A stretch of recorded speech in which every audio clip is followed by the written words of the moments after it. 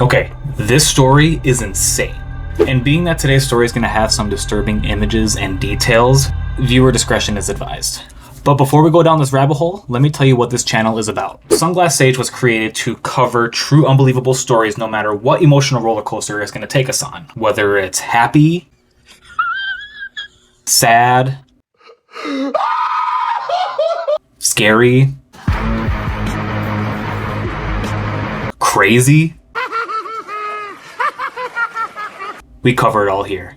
And I know for this story in particular, it's hard to back up with facts, but someone requested it, and to be honest, it sounded like a pretty fun, interesting story to cover. And like I was saying before, the old version, true version of this story compared to the one that we all know is insane. And if you enjoyed today's video, please make sure to like this video and subscribe to this channel and hit that little bell notification so you don't miss any of our future uploads.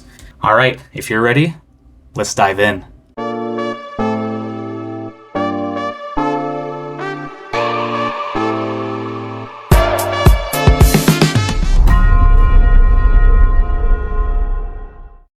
So, we have all heard of the story about Little Red Riding Hood at some point in our life. And like most childhood stories, they have a happy ending.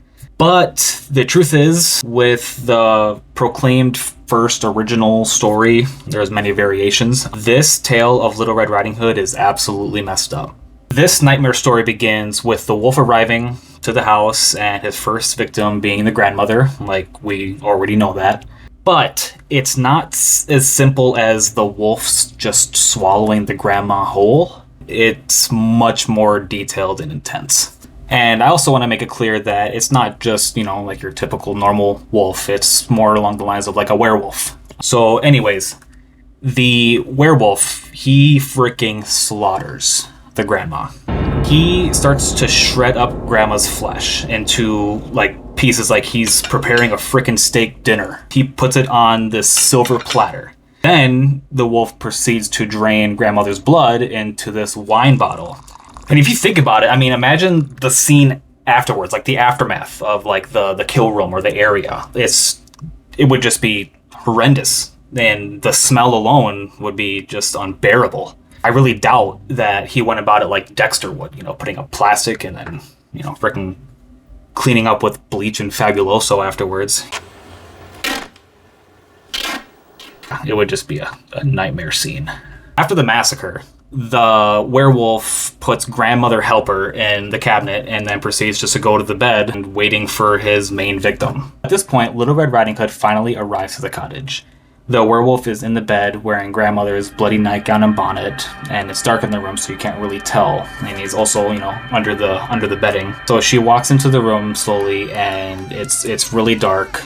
All she has for lighting is the little fireplace that's in the room.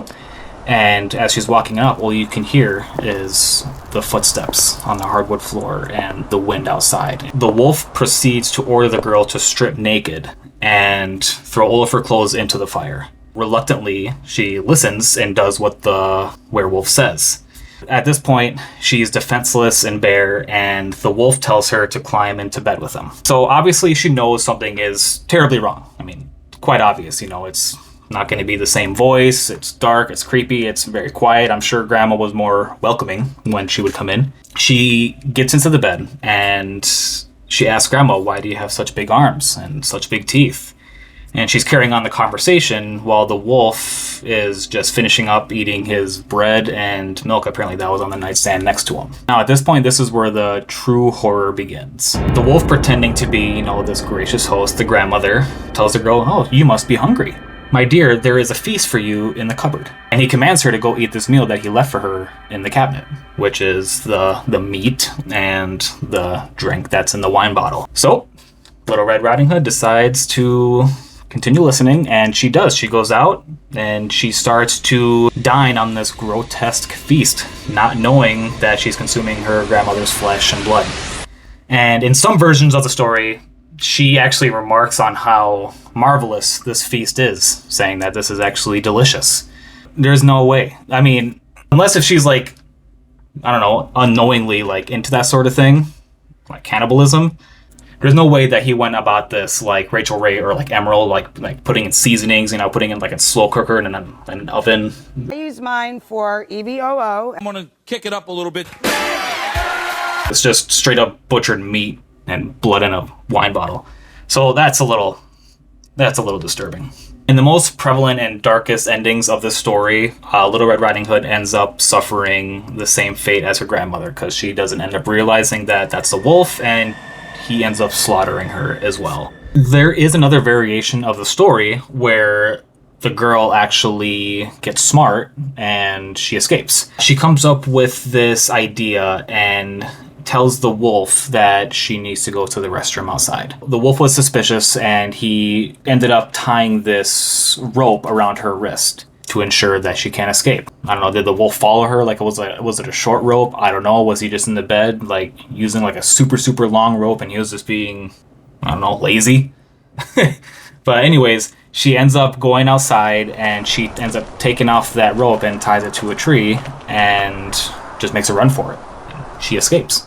And if that's actually how the story, if it's true, actually went, then good for her. You know, good for her. She caught on, and she realized that meat was terrible. The wine didn't taste like wine at all. You know, she got smart. Then I ran out. I didn't grab no shoes or nothing, Jesus. And that's it. That's all. That's the story for one of the oldest true tales of Little Red Riding Hood. Just full of cannibalism and werewolves. There are, of course, many variations of the story, so like I said, I can't really back this up with facts. It's just like one of the oldest that I could find. So yeah, so much for living in the 17th century. All right, everyone, that's it for today's story. Let me know what you thought about this intense version of Little Red Riding Hood.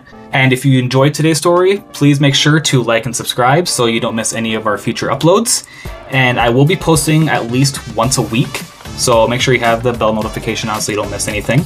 And if you have any stories that you would like me to cover, please let me know in the comments below and I will look into it. I'm really enjoying looking into some stories. There's a lot that I've been researching that I'm kind of putting in like a priority list. But if you have ones that you like and you want me to cover, let me know. I really appreciate all your support, you guys. I'm looking forward to the next video. All right, see ya. Little Red Riding. As she walks up,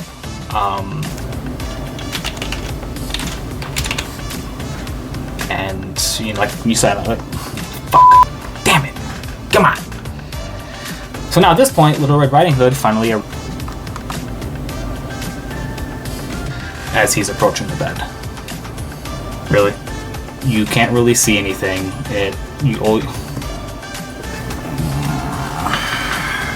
Let's try this again. We got this.